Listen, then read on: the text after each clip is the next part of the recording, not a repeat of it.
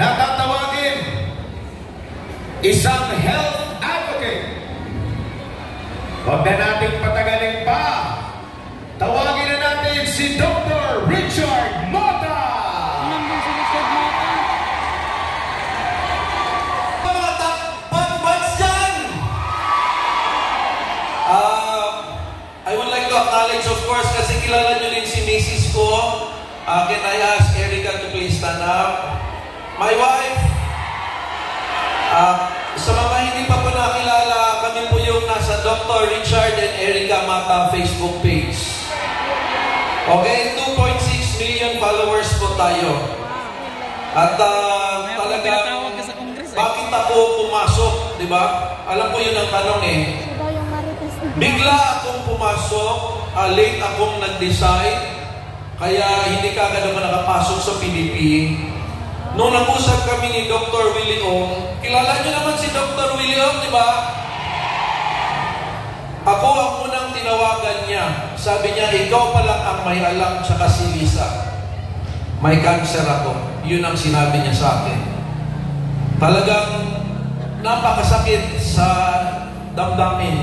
Bilang kaibigan ko, siya ang reason bakit ako nag-vlogger. Nung tumakbo ni siyang senador, ako din yung assistant niya, online lang. Halos din naman siya umikot eh. Alam ko kung tumakbo siya nung pangalawa nung senador, alam ko mananalo sana siya nun. Do you believe so? Pero nung sinabi niya sa akin, Richard, kung buhay pa ako next month, magpa-file ako ng COC. Ang bigat nun, kung buhay pa ako next month, magpa-file ako ng COC.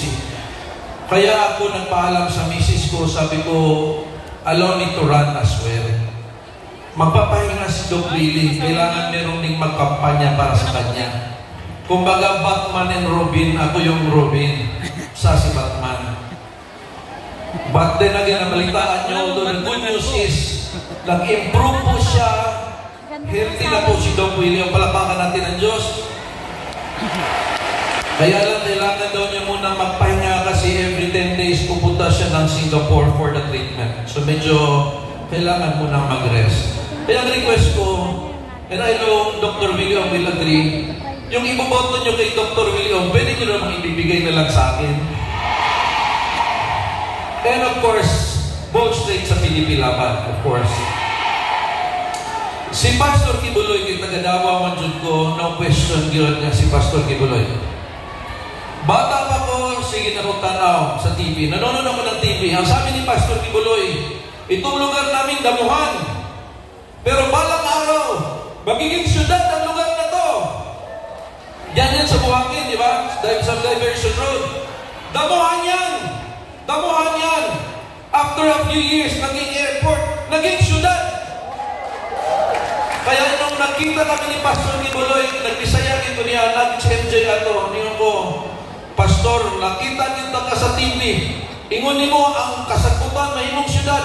Nahita mo yun na, Pastor. And he said, Doc Mata, you will be in my program sa SMNI. And in-announce niya sa TV, may doktor na tayo sa SMNI. Q&A for help. In-announce nun ni Pastor Kibuloy before everything of these things happen. Kaya kailangan natin si Pastor Kibuloy, talagang ilagay po natin siya doon. Dahil kung ang kasagutan, ang damuhan ay naging syudad, kaya niyang maging first world country ang Pilipinas. Malapit po ako kay PRRD dahil ako po ang doktor ng kanyang anak, si Kitty. Nung baby pa, pumupunta ako sa bahay niya, tinignan ko yung bibig niya. Tapos, kasi may lagnat, sabi ni PRRD, kung sa'yo problema ito, lumas niyo. Ingon pa ko. Kuha, ingon na. Ingon pa ko. So, ingon na yung si Mayor. Pila may damage na ito diya. So, I mean, Mayor still even wants to pay pa, no? Bigula, Mayor, it's an honor of service to you. So, habang lumalaki si Kitty, bumabalik kami sa bahay with my wife para mag-check up. And of course, hindi nakakaalam, ako po ay isang tesoro, kaya po ang pangalan ko pala is Mata Doc Marites. Alam niyo ba yun? Marites means Mata Richard Tesoro. Marites. Pwede ba para ma-record? Marites. Marites. Okay.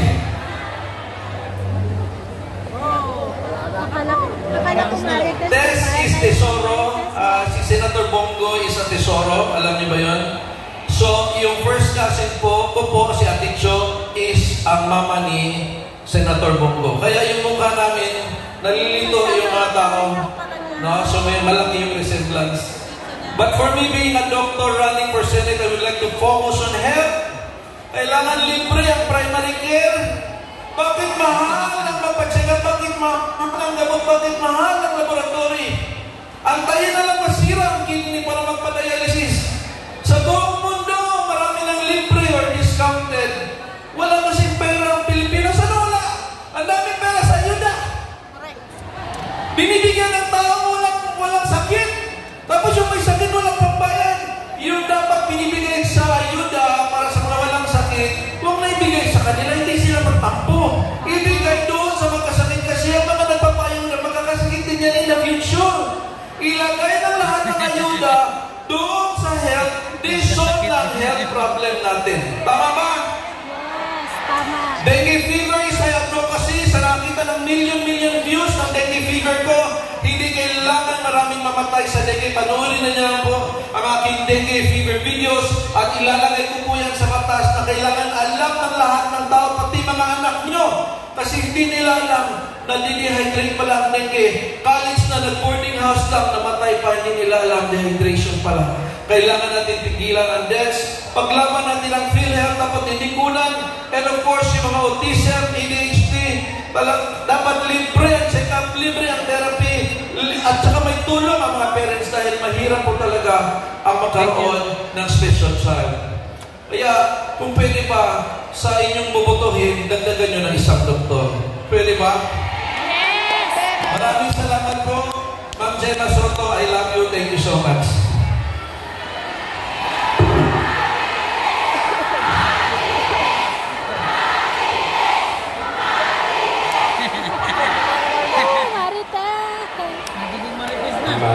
Maraming salamat kay Dr. Richard Mata.